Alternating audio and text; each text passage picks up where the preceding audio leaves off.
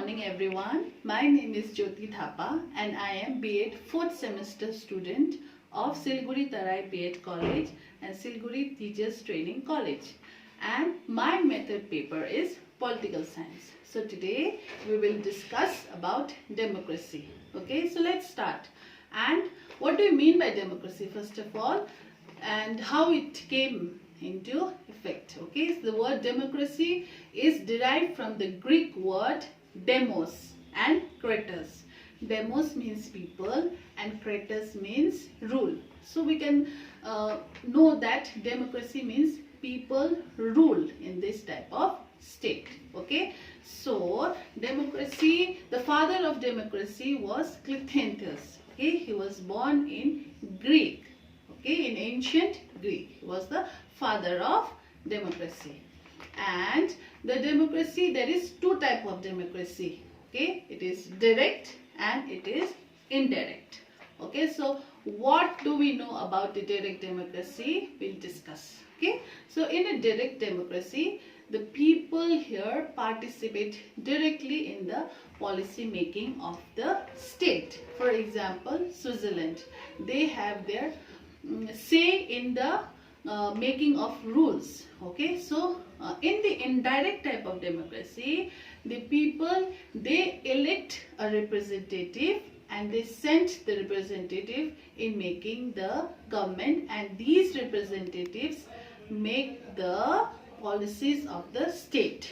For example, India. Okay, so there is direct and indirect type of democracy. So whether it is direct or indirect, there is always a head of the state. Okay, so so we come to know that in there is the two type of democracy and there is always the head of the state. Okay, so now there is the monarchy and there is the republic that we have to discuss initially. Okay, so what happens in a monarchy is that in this type of government or this type of state, the ruler comes into the office through the line of succession.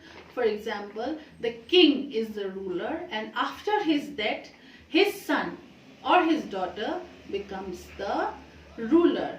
Okay, so this type of government is called monarchy. Okay, and in a republic, the people come into the office for a fixed period of time.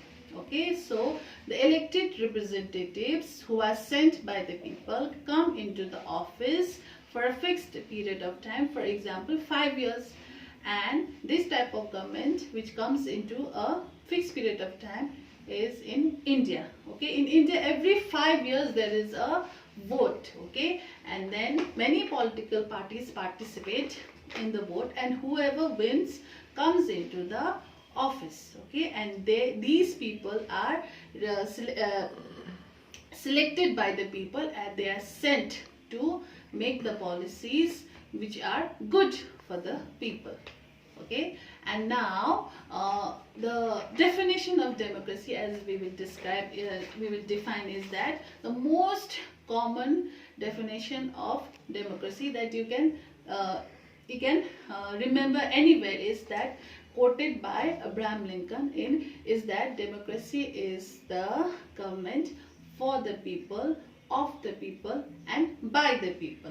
Okay, so democracy allows people to participate equally, directly or through their elected representatives. Okay, now as discussing the democratic type of government around the world, which country has this type of government? Okay, some have dictatorships, some have many authoritarian, okay, some have republic. Now the many countries that have democracy is Norway, Iceland, Sweden, New Zealand and India. Okay, so coming into the Indian democracy, now we will discuss about the democracy which is prevalent in India and how it came into effect. Okay, and how it is used in making rules and laws for the people. Okay, so India is a federal parliamentary democratic republic in which the president of India is the head of the state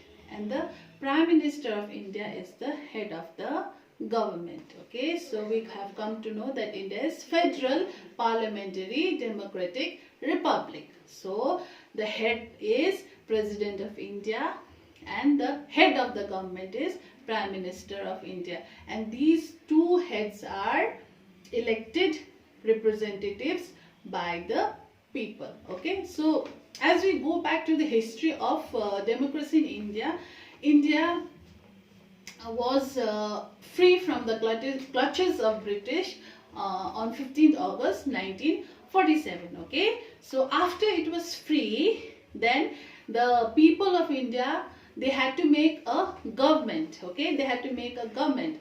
So what happened is the Constituent Assembly adopted the Constitution of India drafted by the committee headed by Dr. B.R. Ambedkar. Okay, on 26 November 1949. Okay, so India became a sovereign democratic republic after its constitution came into effect on 26 January 1950. Okay, and Dr. Rajendra Prasad was the first president of India. Okay, he was the first president of independent India.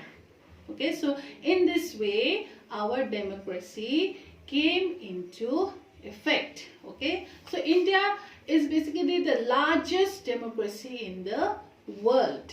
Okay, we can know that India is a very big state. It is the 7th largest country in the world. So it is the largest democracy in the world. Okay, the Indian Constitution also provides for an independent judiciary which is headed by the Supreme Court of India. Okay, so in the democracy, the judiciary is given the most power. Okay, so now we come to know why is democracy important. Okay, so why is it necessary? Okay, because it gives the citizen equal opportunities to help make laws and vote for leaders and to be protected by laws and rights, okay, that are in place. Okay, in this democracy, the people it focuses on the rights of the people rather than the rights of the government. Okay, so it is very important. The democracy is important for people, for common people, so they choose the type of government that they are making. Okay, they are sending their representatives to make the laws and rules and policies which favor them. Okay, which favor all citizens and which is good for all citizens. Okay, so now I think you have understood the word democracy and the little bit history of democracy in India. Okay, thank you.